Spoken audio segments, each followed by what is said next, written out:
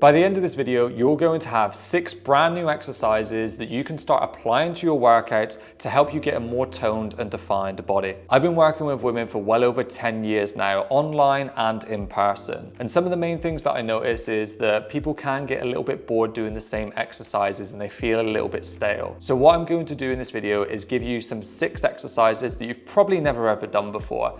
And they are real exercises. They're not these crappy influencer exercises for clickbait. They are just slightly tweaked and alternate exercises to some of the staples that give amazing results, but are just a little bit more different and a little bit more fun. So if you stick around for this video, you're going to be able to apply these to your workouts and see amazing results. So let's dive right into it.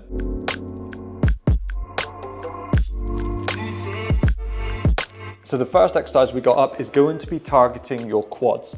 And this is going to be a variation of a split squat. But this exercise is going to be pretty awesome for stimulating your quads even more. And the reason being is because we can get a greater range of movement and we can get a lot of knee flexion on this exercise.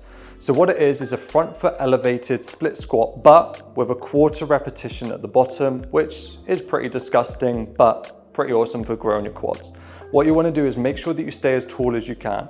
What you don't want to do is lean forward, otherwise this is going to put more tension on your glutes. What we're trying to do for this exercise is really target that quad. So we want to get that front knee as far forward as we can, nice and controlled with the quarter rep, no bouncing, pushing up to the top, but don't fully lock that knee out, okay? Here, I can kind of rest all day and be okay. Here, my quad is still working. So what we want to do is keep those armpits in nice and tight, get a nice slow quarter rep, big stretch on that quad, and then drive back up to that top position. The next exercise we're going to be doing is an exercise that's going to be great for building up your hamstrings and your glutes. Now this is going to be a variation of a single leg Romanian deadlift, but we're going to do it on a landmine because it's going to add a little bit more stability. Now the great thing about single leg versions of a Romanian deadlift is it's going to use your glutes a little bit more because it requires a little bit more hip stability. When we have a little bit less stability, what can happen is we're kind of wobbling all over the place. So this is a perfect combination of something that's unstable but also stable. Now what I mean by that is because we're going to be performing it in a single leg, it's unstable. However, the landmine and being attached to the bar on the floor is going to help it be a little bit more stable. What we want to do, if you have the option, is I definitely recommend using one of these figure 8 lifting straps. What you're going to do is put your hand through it, wrap it around the bar, and then from there you can kind of hold onto the bar without any grip, so you don't have to worry about your grip going eventually. What we're going to do is make sure that we stay nice and close to this bar, and that's another beautiful thing about this version is it keeps the bar nice and close to you so it doesn't drift away and go into your lower back. So from here, what we want to do, keep your hips nice and forward. We're going to keep the leg opposite to the hand that you've got the barbell in, and then from here you're going to take your time, pushing your bum back as far as you can, getting a great stretch on that hamstring and that glute, and then drive those hips forward up to that top position. Take it nice and slow, keeping that bar close to you, stretch out as far as you can, and then you're going to squeeze up to the top and get a good contraction in those glutes and hamstrings. The next exercise, we're going to be targeting your glutes by using the abductor. And I know what you're thinking, Lewis, the abductor is a pretty staple exercise, but I guaranteed you've never done it like this before. Now, the good thing about this version is that it's going to slightly target a different area of your glutes. Now, we can't isolate your glutes like they're all going to be working, but what we've done so far with the split squat and the landmine single leg RDL is target a bit more of your glute maximus, whereas this exercise is going to target your glute medius, which is kind of known as that upper shelf of the glute. Now, what we're going to want to do is have a few bits of equipment for this. As you can see, we want some yoga blocks, because this is going to help you get a greater range of movement and keep more tension on the glutes. And then we want something like a foam roller to sit on. Now, the reason being is now, as you can see in this position, my hips are quite straight, right? They're in a more of an extension position rather than being at like 90 degrees like you normally would with the hip, I forgot the word. What's the word? Hip abductor. It's the hip abductor. I do know what I'm doing, I promise.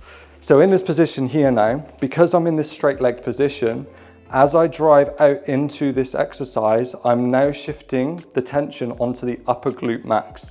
Now, the reason that is because the fibers of my bum now align more in this position like so, okay?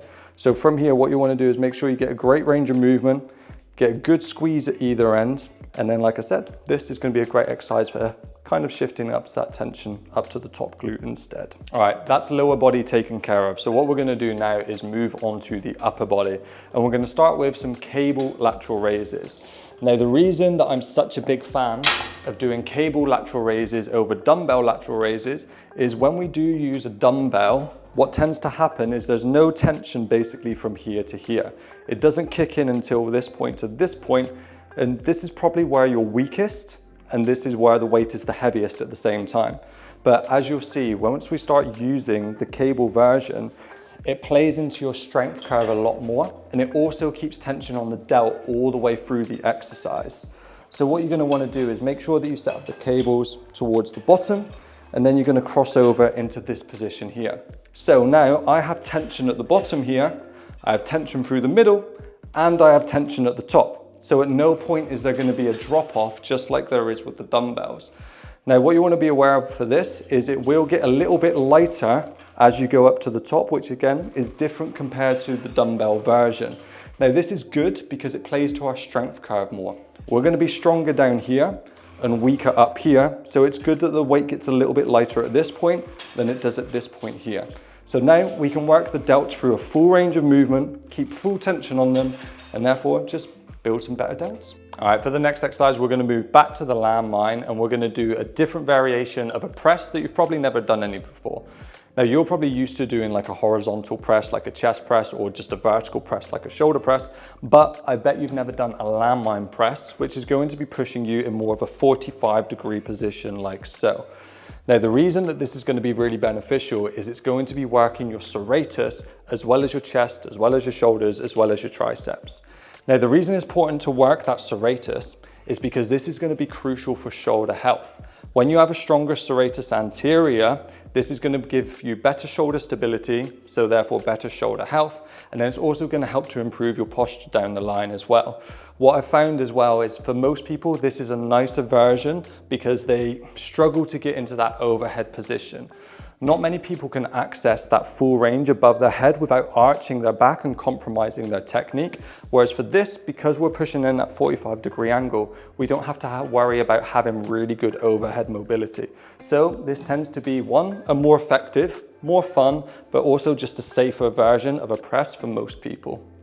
All right, and this final exercise we're going to move on to is going to be some bent over barbell rows, which is going to be great for targeting and toning up your back.